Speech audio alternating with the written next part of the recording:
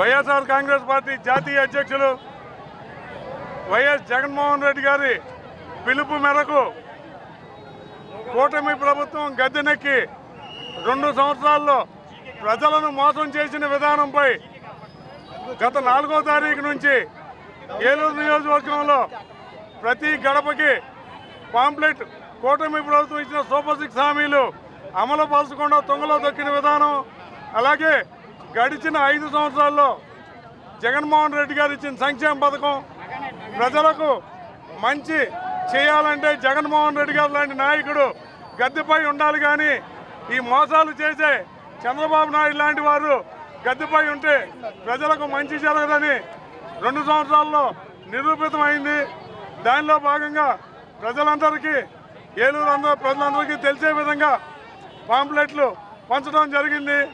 అలాగే ఇవాళ ఈ యొక్క ధర్నా రాష్ట్రంలో 175 నియోజకవర్గంలో జగన్మోహన్ రెడ్డి గారి ఆధ్వర్యంలో జరుగుతుంది. కూటమి ప్రభుత్వం వైఫల్యం సూపర్ 6లో ప్రజలకు ఆడబిడ్డలకు ప్రతి నెల 1500 ఇస్తాయని చెప్పి నమ్మబలికి మోసపుచ్చి ఏమీ ఎవరికి ఇవ్వకోకుండా ఆయన గడుపుతున్నారు. ఆయన గడుపుతున్న విధానం, అలాగే పేద విద్యార్థులకు ఇంకేముందో మీ ఇంట్లో ఎంతమంది పిల్లలు ఉంటే అంతమందికి కూడా 15,000 ఇస్తామని ఆయన మేనిఫెస్టోలో చెప్తాం. మన ఉమ్మడి జిల్లా మంత్రి గారు నిమ్మల రామానాయుడు గారు పిల్లల దగ్గరికి అది హేళనగా నీకు 15,000 నీకు 15,000 అని దాన్ని చెప్పి ఇవాళ దాన్ని తీసుకెళ్లి అటకెక్కించిన విధానం, అలాగే రైతు భరోసా రైతులందరికీ కూడా 20,000 చొప్పున ఇస్తాను ఎక్కడ రైతులకు భరోసా ఇవ్వకపోవడం. నమస్కారం.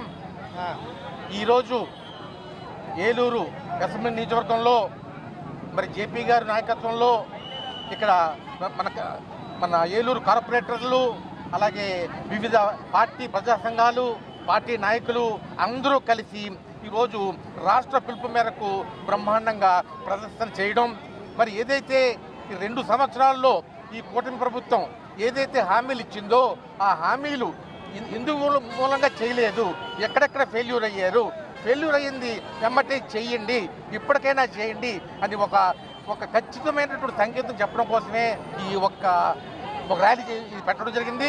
మరి ముఖ్యంగా విద్యార్థులు ఎంతో సఫర్ అవుతున్నారు. ఇంజనీరింగ్ చదువుకుంటున్న విద్యార్థులకి ఇంతవరకు ఫీజు పడలేదు.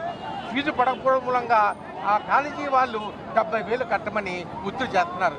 ఇప్పుడు వాళ్ళు అప్పు తప్పు చేసుకుని కట్టాల్సిన పరిస్థితి వస్తుంది. అలాగే మామిడి రైతులు ఆ మామిడికి తగినటువంటి ఒక పంటకి గుర్తింపు లేక ఎంతో సఫర్ అవుతున్నారు. ఒక కేజీ 10 రూపాయలు ఉండాల్సింది కేజీ 2 రూపాయలు 3 రూపాయలు పడడం మూలంగా రైతులు ఎంతో సఫర్ అవుతున్నారు. ఇలాగ అనేక సమస్యలు ప్రజల్లో ఉన్నాయి. ఈ ప్రజా సమస్యలు అన్నింటినీ కూడా పట్టించుకుని ఇక్కడి నుంచి అయినా పరిపాలన చేయమని డబుల్ ఇంజిన్ సర్కారు అన్నారు. డబుల్ ఇంజిన్ అంటే ప్రజలకి బాగా సౌకర్యాలు కావాలి, ఆ సౌకర్యాలు కావాలి చెయ్యాలి అని వైఎస్ఆర్సీపీ పార్టీ తరఫున మేమందరం గట్టిగా ఒక్కసారి చెప్తున్నాం.